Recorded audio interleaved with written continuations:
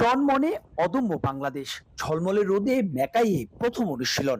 দারুণ সাফল্যের রেশ এখনো তরতাজা, তবে উচ্ছ্বাসে আপাতত দাঁড়ি। প্রস্তুত পরবর্তী চ্যালেঞ্জ মিশন অজিদের বাংলা ওয়াশ। তবে র্যাঙ্কিং এর 1 নম্বর দল সঙ্গে এ তল্লাটের সবচাইতে প্রফেশনাল মাইটি অস্ট্রেলিয়া। মরণ কামড় দিতে প্রস্তুত তারাও, তবে আছে ভেঙে পড়ার ঝুঁকিও। সব দিক বিবেচনায় টাইগারদের গেম প্ল্যান ঠিক করছেন মাস্টারমাইন্ড ফিল সিমন্স। দেখুন, অস্ট্রেলিয়া এমন একটা দল, তারা কঠিন রূপে ফিরে আসতে চাইবে। তারা চাইবে আমাদের চেপে ধরতে। আমাদেরও অনেক উন্নতির জায়গা আছে। এমন কন্ডিশনে টেস্ট জয় আপনাকে বাড়তি আত্মবিশ্বাস দেবে। তবে আমরা আত্মতুষ্টিতে ভুগছি না। আরেকটা ম্যাচ, আরেকটা চ্যালেঞ্জ। ছেলেরা প্রস্তুত। দল নিয়ে মধুর সমস্যায় ফিল সিমন্স। কাকে রেখে কাকে খেলাবেন সেটাও প্রশ্ন। এদিন ব্যাটিং করেননি তানজিদ তামিম। হাতে কিছুটা অস্বস্তি থাকলেও দলীয় সূত্রে জানা গেছে ম্যাচের আগেই ফুলফিট হয়ে উঠবেন প্রথম টেস্ট সেঞ্চুরিয়ন। তবুও প্রস্তুত আছেন সৌম্য। চিন্তার নাম ম্যাকাইয়ের উইকেট। পিচ দারুণ, কিছুটা ঘাস আছে, অনেক শক্ত, ভালো টেস্ট উইকেট। প্রতিটি উইকেটই ব্যাটারদের জন্য ভালো। ব্যাপারটা হচ্ছে আপনি ঠিকভাবে ব্যাট করছেন কিনা। দারুণ জয়ের পর বিশ্ব ক্রিকেটে এখন বহুল চর্চিত নাম বাংলাদেশ। এখানে আসার আগে অধিনায়ক শান্তও বলেছিলেন বার্তা দিতে চান প্রতিপক্ষকে। কোচ খুশি দল তা করতে পারায়। অভিজ্ঞ মুশফিককে নিয়েও ছড়ল বাড়তি উচ্ছ্বাস। দেখুন, বিষয়টা এমন নয় যে আমাদের আগেও সম্মান ছিল না। তবে ডারউইনে জয়ের পর এখন আগের চেয়ে অনেক বেশি পাচ্ছি হয়তো। মাঝে পাকিস্তানে গিয়ে পাকিস্তানকে হারিয়েছিলাম। সবচাইতে গুরুত্বপূর্ণ হলো ধারাবাহিকতা বজায় রাখা। বাংলাদেশের দলটা এখন আরো পরিণত। তারপরেও বাতাসে ফিস ফাস কি হয় সে উত্তরও টাইগার ক্রিকেটারদের হাতেই। মাহবুব Rimon, star play, Mackay, Australia. Mackay টেস্টে দেখা যেতে পারে নতুন বাংলাদেশ একাদশ। উইকেটে থাকবে সুইং আর বাউন্স। সেটিকে পরিকল্পনা নিয়ে 4 পেসার নিয়ে খেলার সম্ভাবনা আছে বাংলাদেশের। হাসান মাহমুদ থাকবেন, তাসকিন থাকছেন, সাথে থাকছেন চোট থেকে ফেরা শরীফুল। তবে এবাদত শেষ পর্যন্ত থাকবেন কিনা সেটা দেখা যাবে ম্যাচের আগের দিন। এটিও দেখেছেন মাহবুব রিমন, জানাচ্ছেন অস্ট্রেলিয়া থেকে বিস্তারিত। এক ফ্রেমে টাইগারদের এই দলটার 4 জন সিমার। হাসান মাহমুদ, এবাদত, তাসকিন এবং খালেদ। এ দলে আছেন আরও একজন শরীফুল। তিনি অবশ্য পাশের উইকেটে অনুশীলন করছেন। ডারউইন টেস্ট শেষ, এবার ম্যাকাই টেস্টের আগে সবচাইতে বড় প্রশ্ন বোধ হয় শেষ পর্যন্ত এই 5 জনের সুযোগ মিলবে কোন 3 জনের, নাকি বাংলাদেশ 4 জন সিমার নিয়ে খেলার সাহস দেখাবে। যদিও ম্যাকাই এবং ডারউইন এই দুই এলাকার তাপমাত্রা এবং মাঠের ধরনের মধ্যে অনেকটাই পার্থক্য রয়েছে। ডারউইনে যেমন তীব্র গরম একটা ভ্যাপসা আবহাওয়া, ভিন্ন কিন্তু ম্যাকাইতে বাতাস রয়েছে এবং শীতও রয়েছে। সব মিলিয়ে পেসারদের জন্য যেন একটা আদর্শ। তাই তো শেষ পর্যন্ত বাংলাদেশ দলে 4 জন সিমার দেখা গেলে কি খুব একটা অবাক হওয়ার সুযোগ থাকবে? একটু সেই সমীকরণটাই মেলানো যাক। টাইগারদের গ্রেট ব্যারিয়ার রিফ অ্যারেনায় প্রথম অনুশীলনটা কেমন ছিল? প্রথম অনুশীলনের যে 5 জন সিমার দীর্ঘ একটা সময় টাইগার ব্যাটারদের বিপরীতে বোলিং করেছেন, সেখানে দেখে মনে হয়েছে যে খালেদের সুযোগটা আসলে বাস্তবতা বলছে অনেক কম। এবং তাসকিন আহমেদ তো অটো চয়েস, দুটো ইনিংসে ডারউইনে তিনি দারুণ বোলিং করেছেন। আরও একজনের কথা আসলে না বললেই নয়, সেই ম্যাচ জয়ের নায়ক হাসান মাহমুদ। 2 ইনিংসে 9টা উইকেট নিয়েছেন, 6 উইকেট ছিল প্রথম ইনিংসে। হাসানও এই দলের অটো চয়েস। বাকি একটা স্লট নিয়েই যত আলোচনা। ফুলফিট শরীফুল, সব কিছু ঠিক থাকলে হয়তোবা এ ম্যাচে তিনি ফিরছেন। তবে প্রথম টেস্টের প্রথম ইনিংসে যেভাবে এবাদত বোলিং করেছেন, তাকে কি খুব একটা ফেলে দেওয়া যায়? তাহলে বাংলাদেশের 4 পেসার খেলার কথা কেন আসছে? এ কারণে আসছে উইকেটের কথা। ম্যাকাইয়ের উইকেট ডারউইনের মতো ড্রপিং পিচ নয় এবং সেখানে হয়তোবা স্পিনাররা খুব একটা সহায়তা পাবে না। যদিও এই ম্যাচ দিয়েই এই উইকেটের অর্থাৎ ম্যাকাইয়ের যে গ্রেট ব্যারিয়ার রিফ অ্যারেনা, সেই অ্যারেনার অভিষেক হচ্ছে। তারপরও স্পিনারদের জন্য হয়তোবা খুব একটা সহায়তা থাকবে না। সেক্ষেত্রে কি দলের অন্যতম সিনিয়র ক্যাম্পেইনার তাইজুলকে বিশ্রাম দেওয়ার সাহস দেখাবে ম্যানেজমেন্ট? তবে আরও একটা বিষয় লক্ষণীয়, বাংলাদেশ দলের প্রথম অনুশীলনের আগে দলের আরেকজন সিনিয়র ক্যাম্পেইনার মুশফিকুর রহিম এবং spinning bowling coach Mushtaq Ahmed দীর্ঘ একটা সময় উইকেট পরিদর্শন করেছেন। সব কিছু মিলিয়ে যেহেতু বাংলাদেশে আরও একটা অনুশীলন সেশন করার সুযোগ রয়েছে এবং বাংলাদেশের যে সম্ভাব্য একাদশ, সেই একাদশটা হয়তোবা সেই অনুশীলন শেষেই নির্ধারণ করা হবে। মাহবুব Rimon, star play, Mackay, Australia. এবছর মাঠে গড়াচ্ছে না দেশের একমাত্র ফ্র্যাঞ্চাইজি লিগ বিপিএল। বিষয়টি গণমাধ্যমে নিশ্চিত করেছেন বিসিবি সভাপতি তামিম ইকবাল। সবকিছু ঠিকঠাক করে তারপরে মাঠে গড়াতে চান বিপিএল। বিস্তারিত জানাচ্ছেন রেদওয়ান শাওন। আমি তো বলেছি আই ডোন্ট থিঙ্ক এবছর বিপিএল হবে। 12 মাস, 24 মাস, 18 মাস, যত মাসই লাগুক, if I do it I'll do it properly. BPL আয়োজন নিয়ে সরল স্বীকারোক্তি তামিম ইকবালের। মন মতো না হলে মাঠেই নামবে না দেশের একমাত্র ফ্র্যাঞ্চাইজি ক্রিকেট লিগ, সাফ জানিয়ে দিয়েছেন বিসিবি সভাপতি। বয়সভিত্তিক ক্রিকেটকে নিয়ে নতুন পরিকল্পনা জানাতে গণমাধ্যমের সামনে হাজির বিসিবি সভাপতি তামিম ইকবাল খান। ক্রিকেটের উন্নয়নে অনূর্ধ্ব 17, 19, 23 তিন দল নিয়ে নতুন করে টুর্নামেন্ট মাঠে নামাতে চলেছে ক্রিকেট বোর্ড। তবে সব ছাপিয়ে এদিন টেবিলের আলোচনায় এসেছে Bangladesh premier league BPL. Board সভাপতির কাছে জানতে চাওয়া হয়, এবছর মাঠে গড়াবে তো দেশের একমাত্র ফ্র্যাঞ্চাইজি লিগ। আমি তো বলেছি আই ডোন্ট থিঙ্ক এবছর বিপিএল হবে। যে টুর্নামেন্টে লাস্ট 2 বছরে 40 কোটি টাকা প্লাস মাইনাস লস হয়ে থাকে, আমার প্রায়োরিটি লিস্টে এই মুহূর্তে ওইটা না। এটা আমি করতে চাই BPL. I still believe is a great product. এটার ইন্টারেস্টটা প্রবলি আরও বাড়ানো সম্ভব, বাট ওটার জন্য যদি আমার সময় নিতে হয় 12 মাস, 24 মাস, 18 মাস, যত মাসই লাগুক, if I do it I'll do it properly. তবে বিপিএল নিয়ে নতুন এক পরিকল্পনার কথা জানিয়েছেন তামিম। নতুন এই প্রজেক্টের নকশাও নাকি ইতিমধ্যে সাজিয়ে ফেলেছেন বোর্ড সভাপতি, যেখানে অগ্রাধিকার পাবে বিদেশি ফ্র্যাঞ্চাইজিরাও। ডোমেস্টিক ক্যালেন্ডারের আন্ডারে যে খেলাগুলো হয়, এটা আমরা কিভাবে করে নতুন করে এখন করতে যাচ্ছি। আই এম অলমোস্ট দেয়ার, মানে 60% পর্যন্ত আমি অ্যাচিভ করেছি, আরও কিছুটা অ্যাচিভ করা বাকি আছে। ওটা হয়ে গেলে সো যখন আমি এটা অ্যানাউন্স করবো, this will be something very different and very interesting. বিদেশি ফ্র্যাঞ্চাইজ যদি বাংলাদেশে এসে টিম কিনে, জাস্ট এটা কিনা পর্যন্ত না, আমাদের নিয়মকানুন বা দেশের নিয়মকানুন বা বাংলাদেশের পলিসি সব কিছু কি ফেভারেবল হয় কি হয় না, ওই জিনিসগুলোও আমাদেরকে বসে কমপ্লিটলি ক্লিয়ার একটা আইডিয়া আমাদের পেতে হবে। বিপিএল এর ফিক্সিং নিয়ে অ্যালেক্স মার্শালের নতুন প্রতিবেদনও হাতে পেয়েছে বিসিবি।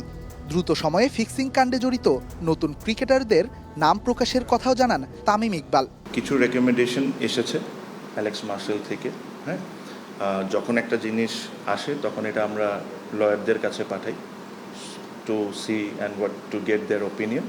তো লয়ারের কাছে আছে, লয়ারের কাছে থেকে যখন আমাদের কাছে আসবে তখন আমরা আপনাদেরকে স্টেটমেন্টের মাধ্যমে জানিয়ে দেওয়া হবে। Redwan Shaon, star play, Dhaka. সেপ্টেম্বরে আসা হচ্ছে না আলোচিত ফুটবলার জায়ান হাকিমের। অনেক কাগজ মিসিং থাকায় তাকে সেপ্টেম্বর উইন্ডোতে পাচ্ছে না বাফুফে। তবে সূত্র নিশ্চিত করেছে সাফে তাকে পেতে বেশ আশাবাদী বাফুফে। তবে জায়ান হাকিম না আসলেও অনেক অরিজিন, এক ঝাঁক অরিজিন সাফে এবং সেপ্টেম্বর উইন্ডোতে বাংলাদেশে আসছে। বিস্তারিত রিপোর্টে।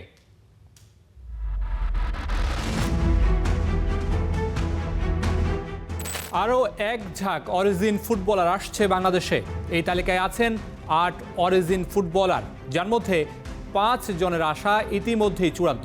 3 জন আছেন সিরিয়ালে, যাদের সাথে মূলত যোগাযোগ চলছে। সব ঠিকঠাক থাকলে বাকি 3 জনকেও দেখা যাবে লাল সবুজের জার্সিতে। ধাপে ধাপে এগোনো যাক। ফারহান আলী ওয়াহিদ আর ইউসুফ আহমেদ বাংলাদেশের পাসপোর্ট বুঝে পেয়েছেন। এই খবর ইতিমধ্যে সবারই জানা। জায়ান হাকিমকে নিয়েও কাজ করছে বাফুফে। দ্রুত সময়ের মধ্যে জায়ানের পাসপোর্টের কাজেও হাত দেবে ফুটবল ফেডারেশন। এই 3 জনের মধ্যে 2 জনের সেপ্টেম্বর উইন্ডোতে আসা নিশ্চিত। বাকি একজন, সেই একজনটাকে যিনি সেপ্টেম্বরে আসতে পারছেন না, তিনি আর কেউ নন, জায়ান হাকিম। বাফুফে চেষ্টা চালালেও অনেক কাগজ মিসিং থাকায় সময় লাগছে বেশি। সূত্র নিশ্চিত করেছে আসন্ন উইন্ডোতে এই ফরওয়ার্ডকে পাওয়া না গেলেও সাফে জায়ান হাকিমকে দেখা যাবে লাল সবুজ জার্সিতে। চলুন পরের 2 ফুটবলারে যাওয়া যাক। এশিয়া থেকে একজন ফুটবলার আসছেন, সেটা আগেই জানিয়েছিল স্টার প্লে। সেই ফুটবলারটি আর কেউ নন, আলোচিত সুকি ইতোফুসা। 5 জনের মধ্যে বাকি 2 জনকে নিয়েও হচ্ছে বেশ আলোচনা। বাফুফে থেকে নিশ্চিত না করলেও সূত্র বলছে সেপ্টেম্বরে আসার সম্ভাবনা রয়েছে সুকি ইতোফুসার। জাপানে জন্ম নেওয়া ইতোফুসার বাবা বাংলাদেশি। বাংলাদেশের হয়ে খেলতে জাপানের পাসপোর্ট ছাড়তেও রাজি আছেন এই ফুটবলার। মূলত তার বাবার আগ্রহেই সুকিকে বাংলাদেশের হয়ে খেলতে বেশি আগ্রহী করে তুলেছে। লেফট উইঙ্গার হিসেবে খেললেও মিডফিল্ডেও খেলার অভিজ্ঞতা আছে এই অরিজিন ফুটবলারের। জোর গুঞ্জন শোনা যাচ্ছে ইউনাইটেড স্টেটসের সাইফ কেরওয়ালাকে নিয়ে, তবে তার বিষয়ে বাফুফে সূত্র থেকে এখনো পর্যন্ত নিশ্চিত তথ্য পাওয়া যায়নি। এছাড়াও বাংলাদেশের হয়ে খেলার আলোচনায় আছেন নরওয়ের আলমাস আলী সম্রাট ও ইংল্যান্ডের লুই ওয়াটসন।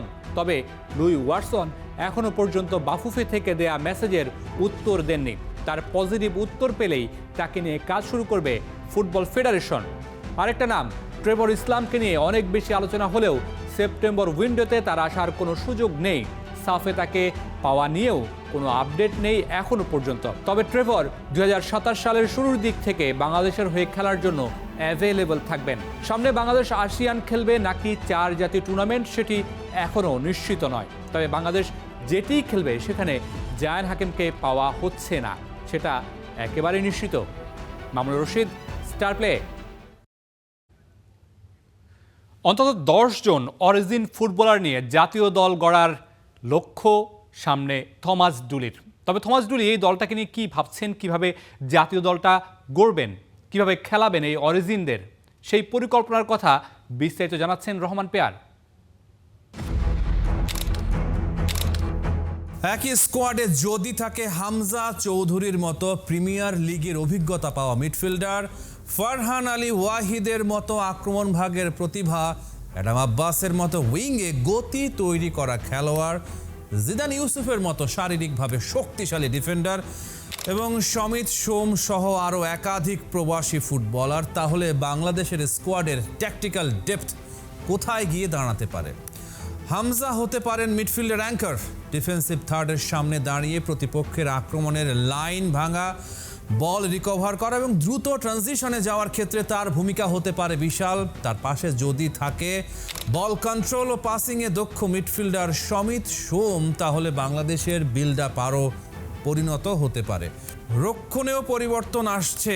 জিদান ইউসুফের মতো প্রায় 6 ফুট 4 ইঞ্চি উচ্চতার সেন্টার ব্যাক থাকলে aerial duel, set piece defence এবং বক্সের ভেতরের শারীরিক লড়াইয়ে বাংলাদেশ পেতে পারে বাড়তি সুবিধা। অর্থাৎ শুধু রক্ষণে সংখ্যায় নয়, শারীরিক সক্ষমতাতেও উন্নতি হতে পারে।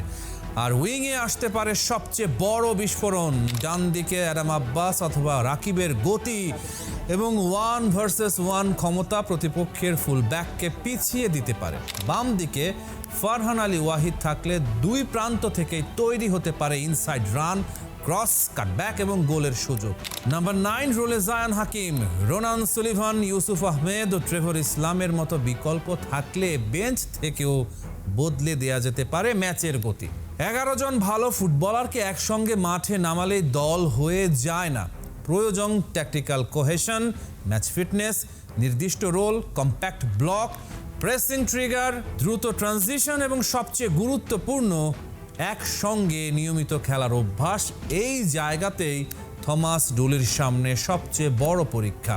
এশিয়ার বড় দলগুলোর সামনে আর মাথা নিচু করে দাঁড়াতে চান না থমাস ডুলি, বরং বাংলাদেশের ফুটবলকে বদলে দিতে চান এমন এক দর্শনে যেখানে হারও হবে শিক্ষার অংশ আর শক্তিশালী প্রতিপক্ষ হবে উন্নতির সবচেয়ে বড় পরীক্ষাগার। কোচের বার্তা পরিষ্কার, বাংলাদেশকে যদি সত্যি এগোতে হয় তাহলে দুর্বল প্রতিপক্ষ বেছে নিয়ে নিরাপদে থাকার সুযোগ নেই। মুখোমুখি হতে হবে এশিয়ার সেরা দলগুলোর বিপক্ষে। আন্তর্জাতিক ফুটবল র্যাঙ্কিংয়ের নিচের সারির দলগুলোর বিপক্ষে সহজ ম্যাচ খেলে আত্মবিশ্বাস বাড়ানোর চেয়ে তিনি চান এমন ম্যাচ যেখানে প্রতিটা ভুলের মূল্য দিতে হবে, প্রতিটা বল জয়ের জন্য লড়াই করতে হবে আর প্রতিটা আক্রমণ সামলাতে হবে সর্বোচ্চ মানের প্রতিপক্ষের বিরুদ্ধে। কারণ শক্তিশালী প্রতিপক্ষের বিপক্ষে ম্যাচ মানে শুধু 90 মিনিটের ফুটবল নয়, সেখানে দেখা যাবে বাংলাদেশের ডিফেন্সিভ শেপ কতটা সংগঠিত, মিডফিল্ড কতটা প্রেস রেজিস্ট্যান্ট, ফুল ব্যাকরা কতটা কম্প্যাক্ট থাকতে পারে, ট্রানজিশনে কত দ্রুত দল আক্রমণ থেকে রক্ষণে ফিরতে পারে। সবচেয়ে বড় কথা, চাপের মধ্যে সিদ্ধান্ত নেওয়ার ক্ষমতা কতটা তৈরি হয়েছে। শক্তিশালী দলের বিপক্ষে বাংলাদেশ হয়তো বলের দখল কম পাবে, হয়তো লো ব্লকে খেলতে হবে, হয়তো প্রতিপক্ষের হাই প্রেস থেকে বের হতে গিয়ে বারবার বল হারাতে হবে, কিন্তু প্রতিটা ভুল থেকে যদি দল শেখে তাহলে সেই অভিজ্ঞতা পরের ম্যাচে কাজে লাগবে। এভাবেই তৈরি হয় আন্তর্জাতিক ম্যাচিউরিটি। বাংলাদেশের আন্তর্জাতিক সূচি এখনো পুরোপুরি পরিষ্কার নয়। আসিয়ান কাপে অংশগ্রহণ নিয়েও রয়েছে ধোঁয়াশা। ফলে ম্যাচ কবে কার বিপক্ষে এই অনিশ্চয়তার মধ্যেও ডুলি অপেক্ষা করে বসে থাকতে চান না। তার লক্ষ্য সুযোগ আসা মাত্র দলকে প্রস্তুত করা। কিন্তু এখানে বাধা হয়ে দাঁড়াতে পারে ঘরোয়া লিগের সূচি। জাতীয় দলের ফুটবলারদের কখন পাওয়া যাবে সেটাই এখন বড় প্রশ্ন। কোচ নিজেই বলেছেন তিনি খেলোয়াড়দের যত দ্রুত সম্ভব ক্যাম্পে চান, কারণ আন্তর্জাতিক ফুটবলের ট্যাকটিক্যাল সিস্টেম তৈরি করতে সময় লাগে। বিশেষ করে নতুন কোচের অধীনে একটা দলকে বুঝতে হয় কখন প্রেস করবে, কখন মিড ব্লকে নামবে, কখন ফুল ব্যাক ওভারল্যাপ করবে, কখন উইং থেকে ইনভার্ট করবে এবং কখন কাউন্টার অ্যাটাকের জন্য জায়গা ছেড়ে দেবে। ডুলি সেই সময়টাই চান, কারণ তার সামনে বাংলাদেশের ফুটবলের দিক পরিবর্তনের সুযোগ। Rahman pair, star play. অনূর্ধ্ব 20 সাফ চ্যাম্পিয়নশিপের আগে বাংলাদেশের ক্যাম্প করার কথা ছিল থাইল্যান্ডে। সেখানে সংযুক্ত আরব আমিরাতের সাথে একটা প্রস্তুতি ম্যাচও খেলার কথা ছিল লাল সবুজের এই প্রতিনিধিদের, কিন্তু শেষ পর্যন্ত ভিসা জটিলতায় সেটি হচ্ছে না, বাংলাদেশের যাওয়া হচ্ছে না। ঢাকায় ক্যাম্প করতে হচ্ছে বাংলাদেশকে।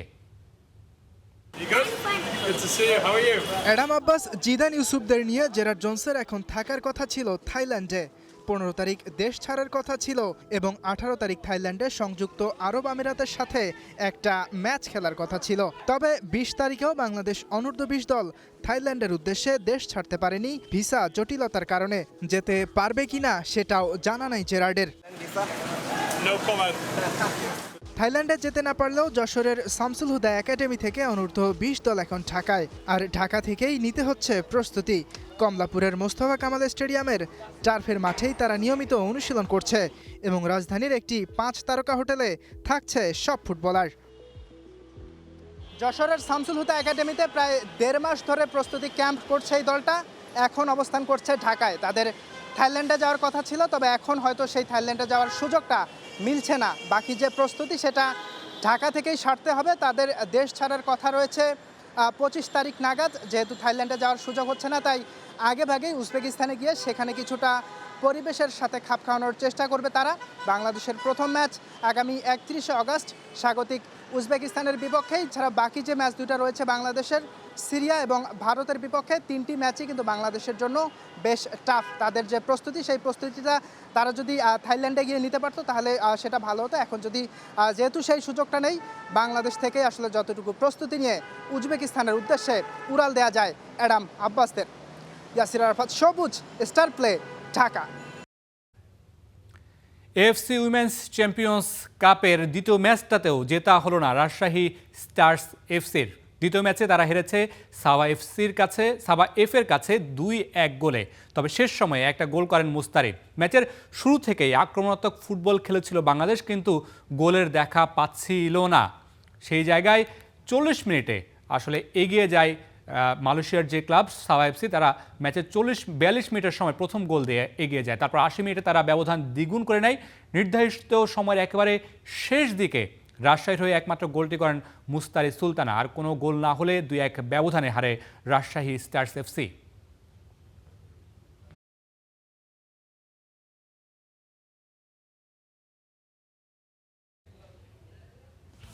খেলা থামবে না, খবরও না। তবে বিদায় নিচ্ছি আপাতত আজকের মতো। Stay tune.